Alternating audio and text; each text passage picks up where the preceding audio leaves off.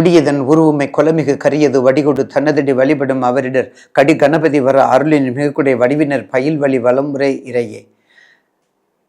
பந்த மகற்றும் அனந்தகுண புறப்பன் எவன்பால் உதிக்குமோ, எந்த உலகம் எவனிடத்தில் ஈன்றிருந்து கறக்குமோ, சந்தமறை ஆகமல் அனைத்தும் எவன்பால் தகவருமோ, அந்த இறையாம் கணபதியை அன்புகூர தொல்கின்றோம். வேத நாயகனே, மெய்ப்பொருளே, அல்லல் என்னும் மாசறு தாட்கொள்ளும் தெய்வமே,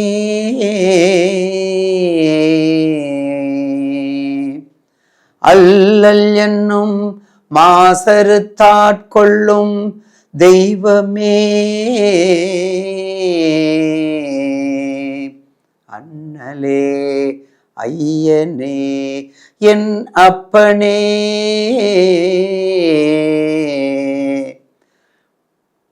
தில்லை நகர்வாழ் அதிபதி ஜனகாதிபதி துதிப்பதி அன்னை உரை சிவகாமி அன்பில் உரை நடனபதியே,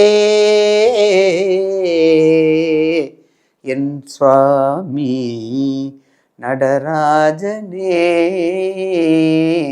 என் சுவாமி நடராஜனே. அருள் தரும் 48 மண்டல கால மகா கணபதி கோடான கொடி திருவடியை வணங்கி இச்சிறியவனின் 2025 ஆண்டின் ஆங்கில புத்தாண்டு தமிழ் ஆஸ்ட்ரோ லைஃப் நிர்வாகத்திற்கும் என் கண்ணின் மணியாக தெல்கின்ற நேயர் பற்கிற பாதம் பணிந்து பாதம் தொட்டு வேண்டி வணங்கி கொண்டு அவர்களுக்கு புத்தாண்டு ஆங்கில புத்தாண்டு வாழ்த்துக்களையும் நேயர்களுடைய 12 ராசிக்குரிய பலன்களை பற்றியும் இப்போது தொகுத்து வழங்க அடியேன் பணிந்து உங்களிடம் வந்திருக்கின்றேன்.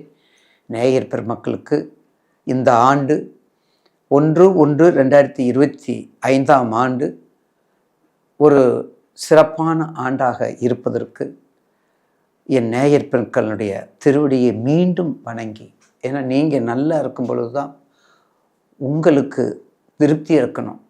எங்களுடைய பணி உங்களை திருப்திப்படுத்தக்கூடியது. அந்த வகையிலே இந்த 2025 பற்றி முதலில் நாம் இன்ட்ரோடக்ஷனாக முதல்ல அதை நாம் பதிவு செய்ய காத்துள்ளேன். நிகழும் மங்களகரமான குரோதி ஆண்டு மார்கழி மாதம் 17ஆம் நாள் பூராட நட்சத்திரமும் திவிதி திதியும் சித்தயோகமும் கூடிய சுபயோக சுபதினத்தில் 2025 அதாவது 1/1/2025 ஆங்கில புத்தாண்டு பிறக்கின்றது. எண் கணிதப்படி 2025 கூட்டு எண் 9, மொத்த கூட்டு எண் 11. ஸோ தாயும் சேயும் 2க்குரிய தாயும் சந்திரன், 9க்குரிய சேயும் செவ்வாய், தாயும் சேயும் சேர்ந்த ஆண்டு இந்த நல்ல ஆண்டு, இந்த ஆங்கில புத்தாண்டு நமக்கு ஒரு சிறப்பான ஆண்டாக மலர்கிறது.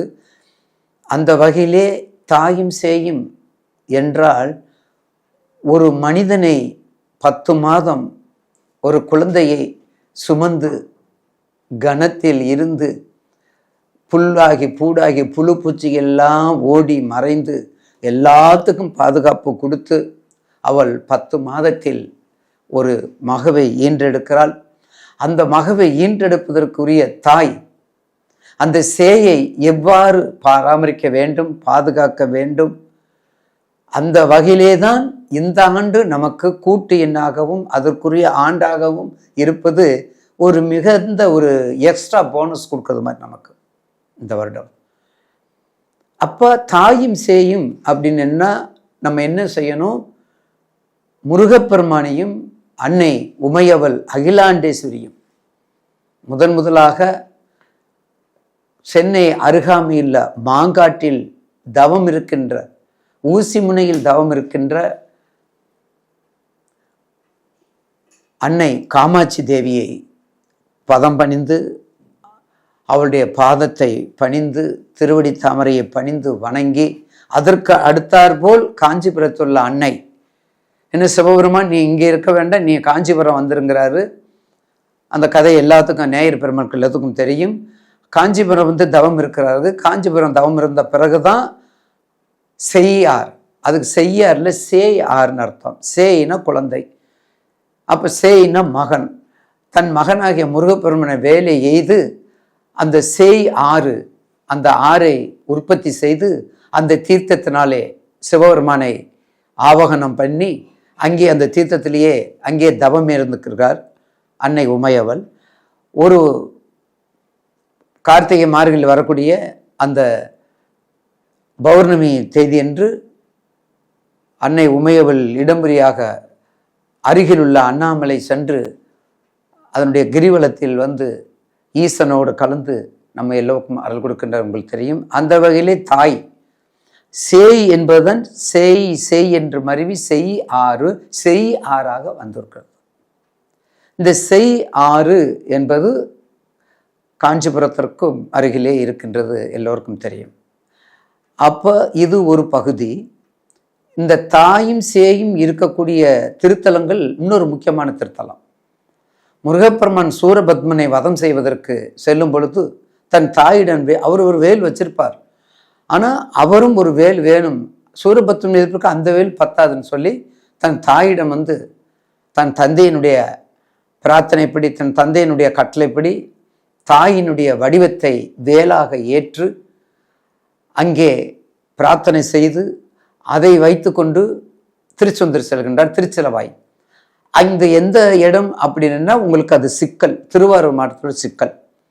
சிக்கல்ல தான் வேல் வாங்கும் திருவிழா இன்றளவும் மிக சிறப்பாக நடைபெறுகின்றது.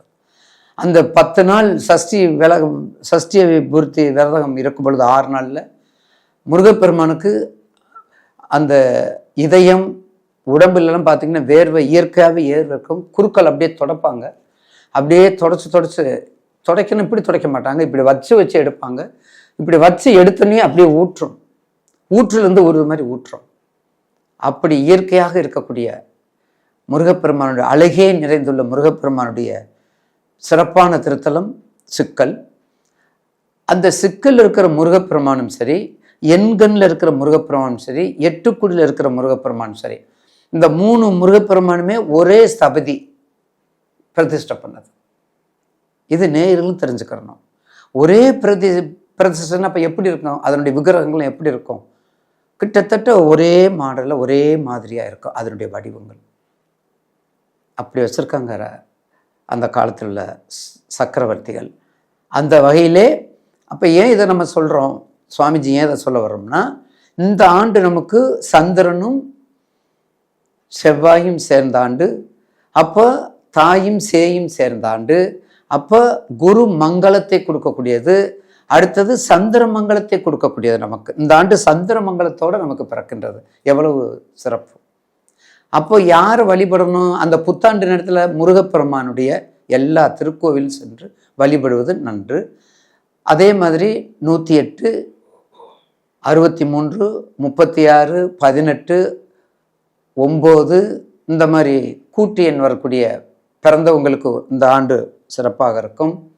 அதுக்கடுத்தது 38, அந்த கூட்டு எண் 2 வருது பாருங்க, 38 கூட்டினா 38 வரும். அதே மாதிரி 38 மறுபடியும் அதை 83 போடுங்க, அதுவும் கூட்டு எண் வரும். இந்த மாதிரி 2 இந்த மாதிரி எண்களோடு வரக்கூடிய 11 இந்த மாதிரி எண்களில் பிறக்கிறவங்களுக்கு இந்த சிறப்பாக இருக்கும் என்பதில் எந்த மாற்று கருத்தும் அல்ல. அப்போ தயவுசெய்து நேயர்கள் இந்த முருகன் சம்பந்தப்பட்ட திருத்தலங்கள் 3ஐயும் தரிசிப்பது நன்கு உத்தமம். ஆக இந்த வருடத்தில் எண்கணித பிரகாரம் பிறக்கின்றது. பொது பலன்கள் அப்படின்னு நம்ம எடுத்துக்கிட்டோம்னா, இந்த வருஷத்துடைய பொது பலன் நம்ம எடுத்துக்கிட்டோம்னா, கடந்த ஆண்டில் நவம்பர் டிசம்பரில் அந்த மழை காலத்தில் நமது தலைநகரமாக இருக்கக்கூடிய சென்னையை ஒரு பதம் பார்த்து விட்டது. எல்லோருக்கும் தெரியும். போன காலம் குளிர்காலத்தில் மழை காலத்தில் சென்னையில் தான் அதிகமான பாதிப்புன்னு நம்ம எல்லோருக்குமே தெரியும். டிசம்பர் 4ஆம் தேதியை நம்ம சென்னை நாமக்குள்ளவங்க யாருமே மறக்க முடியாது, சென்னை மக்கள் யாருமே. அந்தளவுக்கு இருந்தது. அதோட ஆன்மீகமும் அரசியலமைப்பும் கொஞ்சம் இடத்துக்கு தகுந்தாற்போல் கலந்து கொஞ்சம் வளர்ந்து கொண்டு வந்தின்றது. ஆனால் இந்த ஆண்டு 2025ஆம் ஆண்டினுடைய பொது பலனை இப்போ நம்ம பார்க்க போகிறோம். அப்போ 2025ஆம் ஆண்டு கடந்த ஆண்டை விட ஒரு சிறப்பான, ஒரு செழிப்பான, ஜெகம் முழுவதும் குறிப்பாக நேயர்களுக்கு தெளிவான ஆண்டாக நடைபெறும். ஏனென்றால் சிறப்பாக இருக்கும். ஏனென்றால் இப்போத்தான் நேயர்களுக்கு உரிய ஆன்சருக்கு வர்றோம், விடைக்கு வர்றோம். எப்படி? 3 ராஜகிரகங்களின் பயிற்சி இந்த ஆண்டுக்கு, இந்த 2025 ஆண்டில் வரக்கூடிய மார்ச் மாதத்தில் வரக்கூடிய சனி பயிற்சியும், ஏப்ரல் மே மாதத்தில் வரக்கூடிய குரு பயிற்சியும், ஜூன் மாதத்தில் வரக்கூடிய ராகு கேது பயிற்சியும். அப்போ இந்த ஆண்டு சிறப்பாக இருக்கு இல்லைங்களா? அப்போ அந்த வகையில் இப்போ நேயர்களுக்கு என்ன கேட்பீங்க? எனக்கு எந்த பயிற்சியாவது நல்லா இருக்குன்னு கேட்பீங்க இல்லைங்களா? எனக்கு ஒரு பயிற்சியாவது நமக்கு கடனை தீர்க்காதா, வீடு வாங்காதா, வாகனம் கூடாதா, வழக்குகள் வண்டி தீராதா, குழந்தை பாக்கியம் குடும்ப பாக்கியம் நிறைவேறாதா, அரசியல் எந்த கட்சியில் சேர்வது, எந்த கட்சியில் பிரிவது, இந்த புத்தாண்டு நமக்கெல்லாம் என்ன செய்யும் என்று நேயர் எதிர்பார்ப்பு மிக மிக அதிகம். அப்போ பொது பலன்னு சொல்லும் பொழுது தட்பவெட்பக்கு நிலைக்கு ஏற்றவாறு நீரும் நெருப்புமாக, அனலும் புனலுமாக அது வந்துக்கிட்டு தான் இருக்கும். வெளிநாட்டில் சண்டை சச்சரவுகள், இறக்குமதி ஏற்றுமதி சீராகும். குறிப்பாக ஏப்ரல் மாதம் பல பிரச்சனைகளை எதிர்கொள்ள வேண்டியதாக இருக்கும். ஏப்ரல் மாதத்தில் 2025 ஏப்ரல் மாதத்தில் கண்டிப்பாக எதிர்பார்க்கும். ஏனென்றால் ஏப்ரல் மாதத்தில் மீன ராசிக்கு 4 கிரகம் ஒன்று சேர்கின்றது. நேயர்களுக்கு மீன ராசிக்கு 4 கிரகம் ஒன்று சேருது. ஏற்கனவே மீன ராசிக்கு ஜென்ம சனீஸ்வரர் வேற, நல்லா புரிஞ்சுக்கங்க. அதனால இந்த ஆண்டில் யாருக்கு பொதுவாக கவனமாக இருக்கணும்? முதல்ல அது நல்லது சொல்கிறத, கெட்டது சொல்கிறது நல்லது. மீன ராசிக்காரங்கள் ஏப்ரல் மார்ச் ஏப்ரலில் மிக மிக மிக கவனம். அடுத்த மாதம் 30 வருஷம், அதுக்கடுத்து அடுத்த மாதம் அடுத்த கிரகம் சேர்க்கைக்கு போயிடும். அந்த மார்ச் ஏப்ரலில் கவனமாக இருக்கணும். அடுத்தது மீனத்தில் இருக்கிறது 4 கோள்கள் சஞ்சாரம் செய்யும்போது கண்டிப்பாக மீன ராசி, அந்த சைத்தில் கடக ராசிக்காரங்களுக்கு யோகாதிபதியாக இருக்கக்கூடிய செவ்வாய் கொஞ்சம் நீச்சத்தில் இருக்கார். செவ்வாய் நீச்சத்தில் இருக்கிற ஒன்றும் இல்லை. என்னை பொறுத்தவரை செவ்வாய் நீச்சத்தில் இருக்கிறது நீசப்பங்கராஜ யோகமாக தான் அதை நான் சொல்லுவேன். அப்போ கண்டிப்பாக கொஞ்சம் நீச்சம்னாலே என்ன அர்த்தம்? செவ்வாயில் தானே நீச்சம். அவர் மகரத்தில் நீச்சம் இல்லை, அவர் கும்பத்தில் நீச்சம் இல்லை, அவருடைய வீட்டிலே இருக்கார். அவருடைய யோகாதிபதி வீட்டிலே அவருக்கு உரிய வீட்டில் இருக்குன்னா அது ஒரு சுமைதாங்கியாக இருக்காது. விஞ்ஞானமும் விஞ்ஞானமும் நன்றாக வளர்ச்சியை பெறும். வர்த்தகங்கள் வியாபாரத்திற்கு ஏற்ப மாறுபடும். யோகம் செய்யும் கிரகங்களும், கெட்டவன் கெட்டிடு ராஜயோகம் கிரகங்களும், கெட்டுப்போன கிரகங்களும் நல்லது செய்யும். நல்லது செய்யக்கூடிய கிரகங்களும் சிலவாறு கெடுதி செய்யும். இது உங்களுக்கு தெரியும். அப்போ அந்த வகையிலே இந்த ஆண்டு நிச்சயமாக 2025 ஒரு நல்ல சிறப்பையும் செழிப்பையும் கொடுக்கக்கூடிய ஆண்டாக இருக்கும் என்பதில் மாற்று கருத்து அல்ல. நேயர்களுக்கு அடுத்த 2025 ஆண்டினுடைய 12 ராசிக்குரிய பலன்களை பற்றி இப்போது நாம் கொஞ்சம் பதிவு செய்ய உள்ளேன். தாங்களுடைய நேயர்கள் குறிப்பாக இது எல்லாமே பொது பலன்களில் சேரும். நீங்கள் உங்கள் ஜனன ஜாதகத்தை எடுத்துக்கொண்டு, ஏன்னா நான் அதை முதல்ல இன்ட்ரோடக்ஷனில் கொடுத்துருவேன். உங்கள் ஜாதகத்தை எடுத்துக்கொண்டு, உங்கள் ஜாதகத்தில் லக்னாதிபதி, யோகாதிபதி, பாக்கியாதிபதி ஜாதகத்தில் என்ன திசையெல்லாம் எடுத்து வைத்துக்கொண்டு கீழ்கண்ட நண்பர்களுக்கு சந்தேகத்தை நீங்கள் வரலாம். அடுத்து நாம் காண இருப்பது 12 ராசிக்குரிய பலன்களை பற்றி தொகுத்து வழங்க உள்ளேன். மீனம் என்றாலே இரக்கம், மீனம் என்றாலே மதிப்பு, மரியாதை, வணக்கம், கொஞ்சம் ப்ரெஸ்டீஜ், கொஞ்சம் அன்பு, பாசம் எல்லாமே நிறைஞ்சது தாங்க. வளர்ந்த பிறகு பென்சிலுக்கு பதிலாக பேனாவை உபயோகிப்பது எதற்காக என்று தெரியுமா? சிறு குழந்தையில் பென்சிலில் எழுதுகிறோம், அந்த பென்சிலில் எழுதுக்கு அதுக்கு பதிலாக மறுபடியும் பேனாவுக்கு போயிடுறோம். அப்ப இனி வரும் காலங்களில் நாம் செய்யும் தவறுகளை திருந்துவதும் அழிப்பதும் கடினம். பென்சில் எழுதுனா அழிச்சிருவோம், பேனாவில் எழுதுனா அழிக்க முடியாது என்று உணர்த்துவதற்கு தான். பார்த்தீங்களா, நம்ம முன்னோர்கள் எப்படி சொல்லியிருக்காங்க. அந்த குறிப்பிட்ட வயதுக்குத்தான் பென்சில். திருத்துவதற்கு, கட்டளை இடுவதற்கு, ஒரு புரிதல் உணர்விற்கு. மீனம் ஒரு மகத்தான அயன சயன போகம் உறவு துறவு. ஏன் இதெல்லாம் 12க்கு வச்சிருக்காங்க பாருங்க. லாபத்தை சம்பாரிச்சு நல்ல விதமா நீ செலவு பண்ண,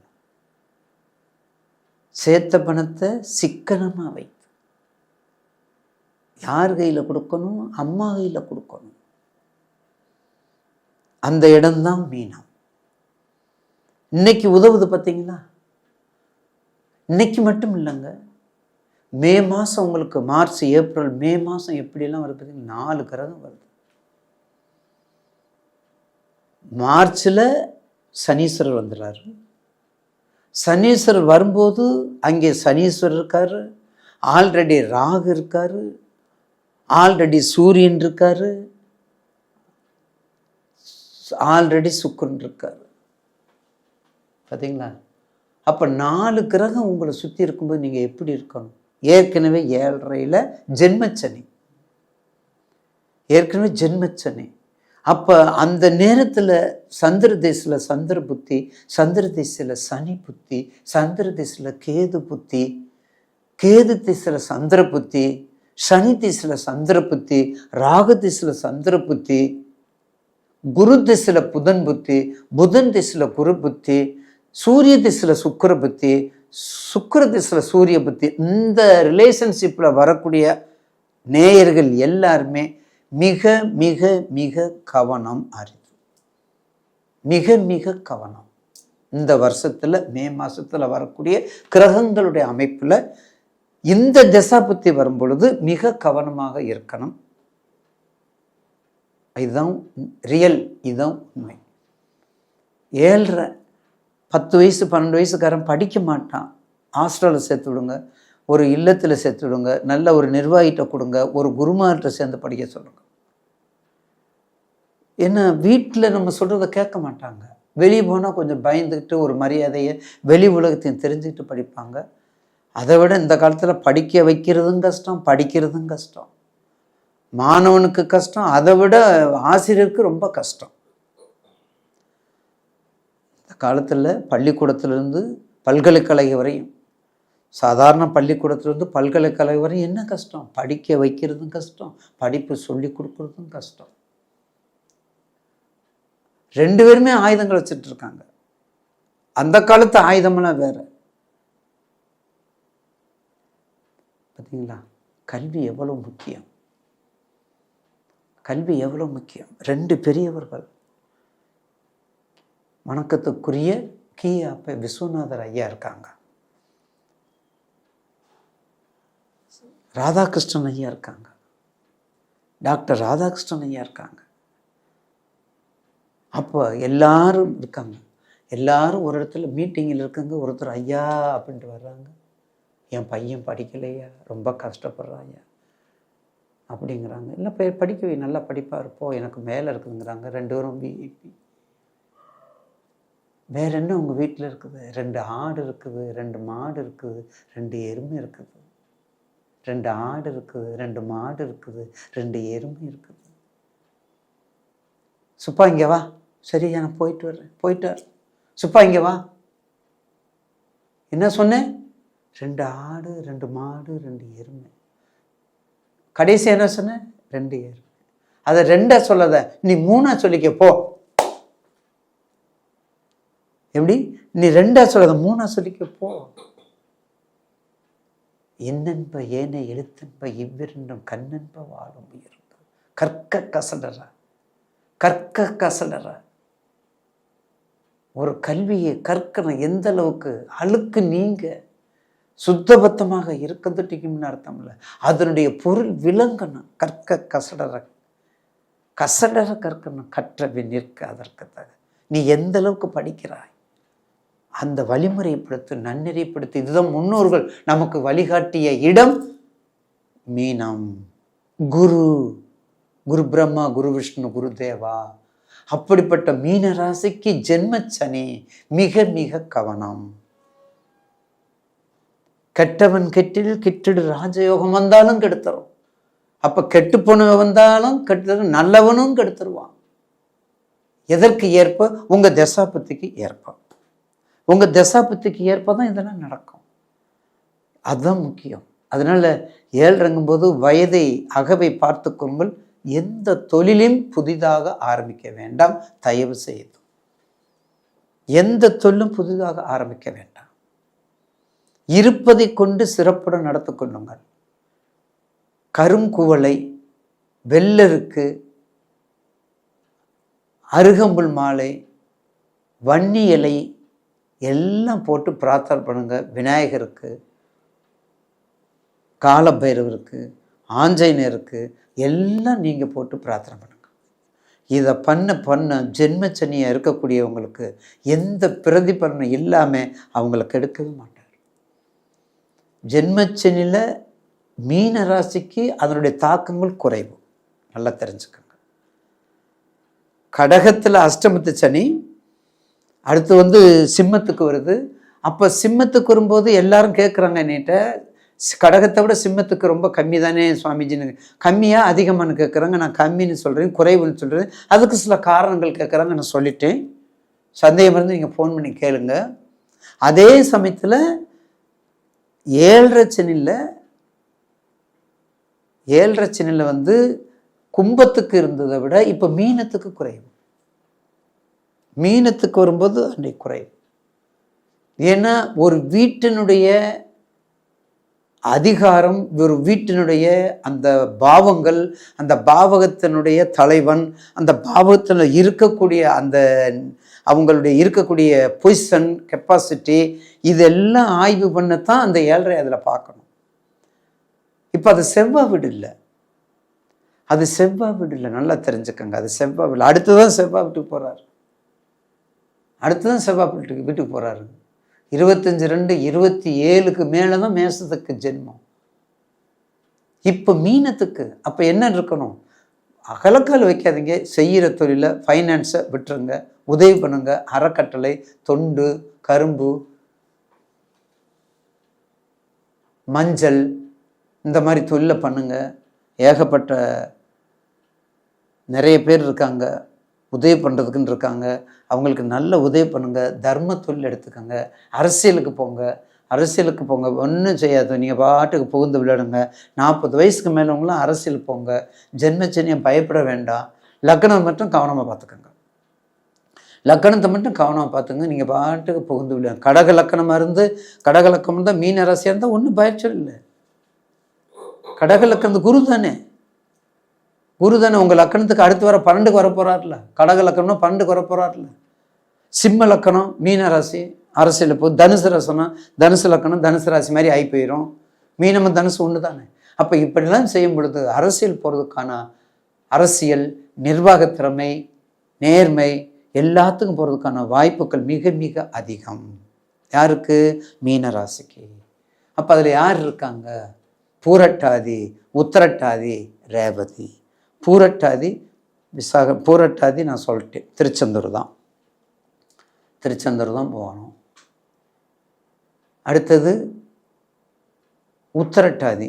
என் அன்னை உமையவள் என்னை வாழ வைக்கின்ற என் தெய்வம், சிவரூபமாக இருக்கின்ற பரம்பொருள், அருள்மிகு சமயபுரத்தாலே அவருடைய திருவடியை வணங்கி வழிபடுவோம்.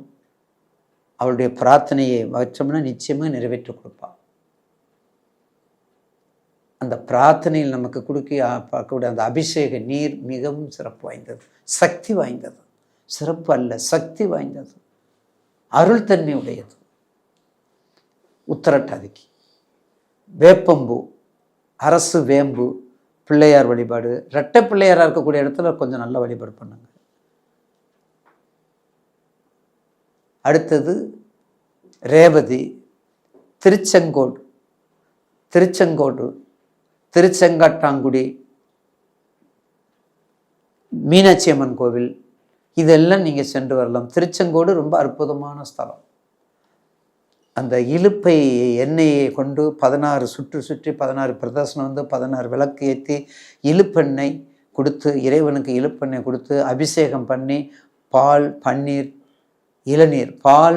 இளநீர் இலுப்பெண்ணெய் இதை கொடுங்க. திருச்செங்கோடில் இருக்கிற இறைவனுக்கு கொடுங்க. எந்த ஏழ்ரை, எந்த ஜென்மம் எப்படி உங்களுக்கு விரயத்திலிருந்து என்ன சுபவிரயம் ஆக்குனீங்களோ அதுபோல் இந்த ஏழ்றையில் திருமணம் நடக்கிறது இதில் தாங்க. நேயர் என் அன்னருமே இல்லை. நேயர் பெருமக்களுக்கு இந்த உத்திரட்டாதி, பூரட்டாதி, ரேவதி ஜென்ம நட்சத்திரத்தில் திருமணம் நடப்பதற்கான வயது வந்துட்டால் கண்டிப்பாக முடிச்சு கொடுக்கும்.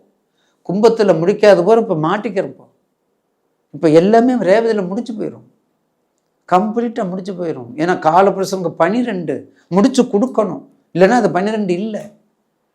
எத்தனை நாளைக்கு சுற்றிக்கிட்டே இருக்கிறது கேட்குறாங்கல்ல. அதனால் நிச்சயமாக மீனராசி நேயர்களுக்கு இந்த ஜென்ம சனியில் மே மாதம் முழுதும் கவனமாக இருக்கணும். அடுத்த ஆண்டு 2.5 வருஷம் தானே உங்களுக்கு. அப்போ 2.5 வருஷம் போது இந்த ஆண்டில் அந்த மே மாதத்துக்கு கவனமாக இருங்க. அடுத்து உங்கள் ராசிக்கு குரு 4க்கு போயிடுறாரு.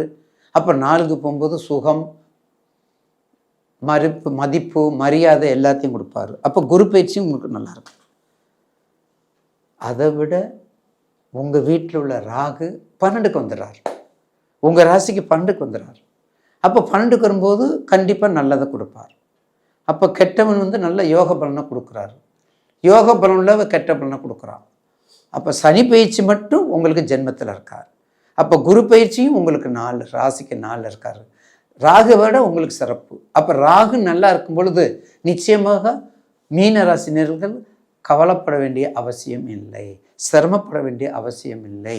நிச்சயமாக ஒரு தைரியசாலியாக இருந்து பிறருக்கு உதவி எப்படி நீங்கள் பண்ணுறீங்களோ அதே உதவி நீங்கள் பண்ணிகிட்டே வந்தால் அன்னதானம், சொர்ணதானம், ஆடை தானம், குறிப்பாக டிசபிலிட்டி, நோய் நொடி உள்ளவங்களுக்கு, அந்த அந்த இது இல்லாமல் இருக்காங்கல்ல, அந்த குறைபாடு தன்மை உள்ள எல்லா குழந்தைகளுக்கும் ஏதாவது உங்களால் கைங்கரியம் செய்தால் இதுதான் உண்மையான பிரார்த்தனை, இதுதான் உண்மையான வணங்குதல். இதை செஞ்சுட்டு வாங்க. எத்தனை பிளைண்ட் ஸ்கூல் இருக்குது, இதை மட்டும் செஞ்சுட்டு வாங்க. நிச்சயமாக பிள்ளையார் வழிபாடு, வன்னி இலை கரும்பு விலை மலர் மறந்துடாதீங்க. வன்னி இலை கரும்பு விலை இந்த 7.5 உங்களை பரிசுத்தமாக உங்களை உங்களுக்கு கஷ்டத்தை அது விடாது, குறைக்கும். உங்கள் பிரார்த்தனை குறையும். 100 ரூபா நஷ்டம் வாங்குற இடத்துல 40 ரூபா 50 ரூபா நஷ்டத்தை கொடுக்கும் இந்த பிரார்த்தனை செய்தால். இதை செஞ்சு வந்தால் 7.5 சனிங்கிறது உங்களை அறவே நீங்கும், உங்களுக்கு கவலைப்பட வைக்காது. அடுத்து வரக்கூடிய குரு பயிற்சியும் ராகு கேது பயிற்சியும் உங்களுக்கு ஒரு நல்ல விதமான ஒரு போனஸ் பாயிண்டை கொடுக்கும் என்று கூறி, நிச்சயமாக இந்த வருடம் பல்லாண்டு பல்லாண்டு பல்லாயிரத்தாண்டு பல கோடி 100,000 மல்லாண்ட திந்தோல் மணிவண்ணா உன் சேவடி செவ்வி திருக்காப்பு அடியோமோடும் நின்னோடும் பிரிவின்றி 1000 வடிவாய் நின்வள மார்பினில் வாழ்கின்ற மங்கையும் பல்லாண்டு வடிவார் ஜோதி வளத்துறையும் சுடர் ஆடியும் பல்லாண்டு படைபேர் புக்கும் முழங்கும் அப்பாசந்த சன்னியும் பல்லாண்டே என்று கூறி எல்லோருக்கும் எல்லா நலங்களும் கொடுப்பதற்கு என் அன்னை உமையவள் சிவகாமி சமேதர கூத்த பெருமானுடைய கோடான கொடி திருவடியை வணங்கி விடைபெறுகிறேன். நன்றி, வணக்கம்.